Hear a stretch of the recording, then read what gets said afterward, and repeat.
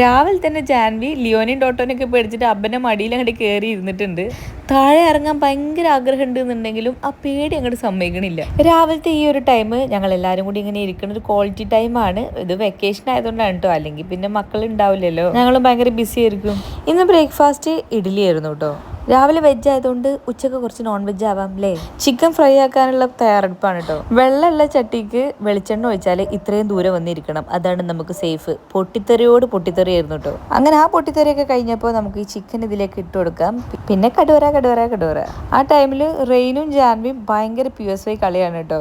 ആ സമയത്ത് ഓരോ രണ്ടാളും മുഖഭാവങ്ങളും ഓരോ സംസാരമൊക്കെ കേട്ടിരിക്കാൻ ഭയങ്കര രസമായിരുന്നു. അപ്പോൾ കുറച്ച് നേരം ഓരെങ്ങനെ നോക്കിയിരുന്നു. ഫുഡ് കഴിച്ചതൊക്കെ ഞാൻ വീഡിയോ എടുക്കാൻ വിട്ടു കേട്ടോ. അല്ലെങ്കിൽ ഫുഡ് കണ്ടാൽ എനിക്ക് അങ്ങനെ ഒരു സ്വഭാവം ഉണ്ട്.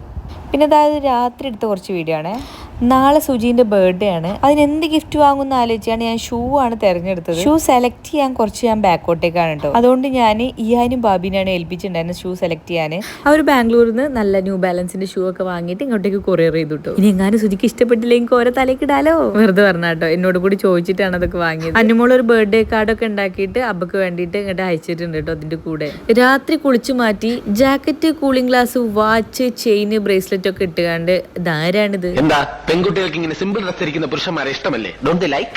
ഇത് അധിക ദിവസം ഇങ്ങനെയൊക്കെ തന്നെയാണ് കേട്ടോ. മക്കൾ രണ്ടാൾ അവർക്ക് കിട്ടുന്ന പൈസയൊക്കെ ഒരു കൂട്ടിയിട്ട് പപ്പക്ക് ഒരു കുഞ്ഞ് പെർഫ്യൂം വാങ്ങിയിട്ടുണ്ട്. അതാണ് കേട്ടോ കവറില്. ഇവനിവിടെ ഗ്രീറ്റിംഗ് കാർഡിന്റെ ഉള്ളില് എന്തൊക്കെയൊക്കെയോ എസ്സേ എഴുതുന്നുണ്ട്. അതിന്റെ തിരക്കിലാണ് കേട്ടോ. ഞാൻ സിറ്റ് ഔട്ടിൽ വന്നിട്ട് കാത്തിരിപ്പാണ് മക്കളെ.